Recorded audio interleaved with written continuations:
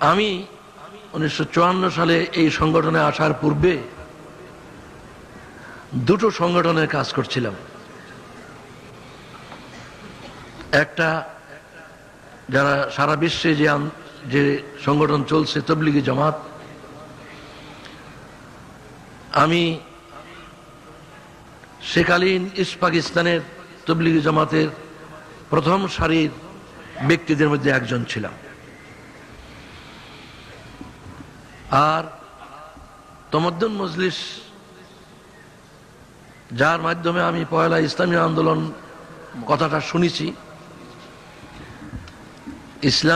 ইসলামে যে রাজনীতি অর্থনীতিও আছে, এটুকু কথা তবলিগি জামাতে আমি পাইনি, তমদ্দুন মজলিসে পেয়েছিলাম।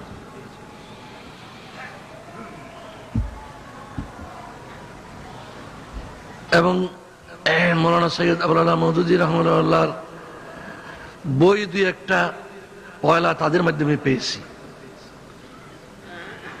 ইসলামী বিপ্লবের পথ যে বইটা, এটা ইংরেজিতে আমি তাদের মাধ্যমে পয়লা পেয়েছি, the process of Islamic revolution নামে।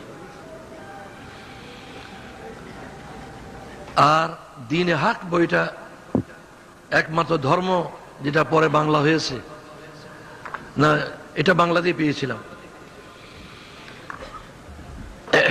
তখন আমি জানতাম না যে জামাত ইসলামী নামে কোনো সংগঠন আছে। তমদ্দুন মজলিসের আমি উত্তরবঙ্গে সংগঠক ছিলাম। এর আগে উত্তরবঙ্গে তমদ্দুন মজলিস ছিল না। রংপুর কলেজে থাকাকালে আমি তবলিগি জামাতেরও সেখানে প্রতিষ্ঠাতা আমির ছিলাম, আর তমদ্দুন মজলিসেরও সেখানকার আমি প্রধান ছিলাম। 53 সালে 1950 সালের থেকে তবলিগি জামাতের সঙ্গে আমার সম্পর্ক থাকার সুবাদে অনেক বড় বড় উলামার সঙ্গে আমার ঘনিষ্ঠ সম্পর্ক হয়। তার মধ্যে কিশোরগঞ্জের মৌলানা আতহার আলী সাহেব মরহুমও একজন। পয়লা তবলিগি জামাতের টিম নিয়ে 50 সালে আমি ব্রাহ্মণবাড়িয়া যাই। মৌলানা তাজুল ইসলাম, বিখ্যাত মরহুম মৌলানা তাজুল ইসলাম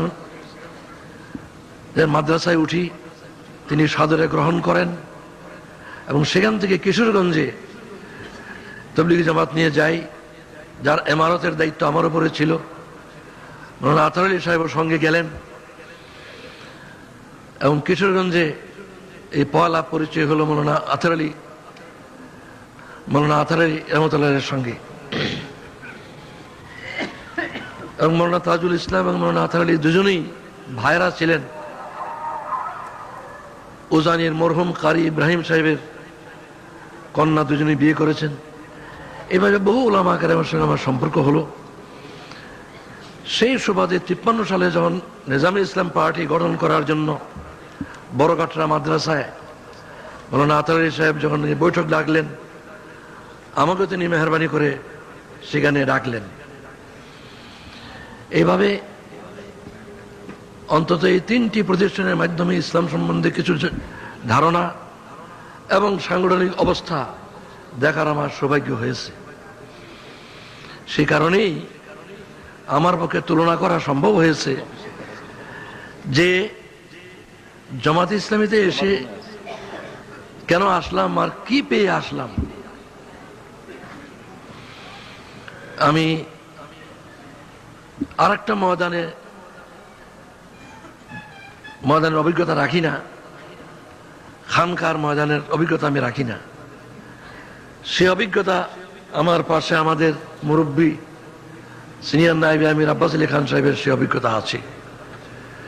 উনি ফিরফিরা পীর সাহেবের খলিফা ছিলেন।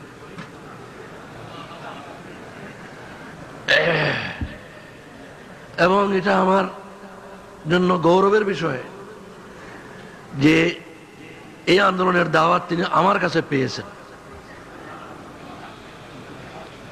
গত মাসে সুরাতে তিনি দীর্ঘ বর্ণনা দিয়েছিলেন যে কিভাবে তিনি এই আন্দোলনের সঙ্গে সংশ্লিষ্ট হলেন।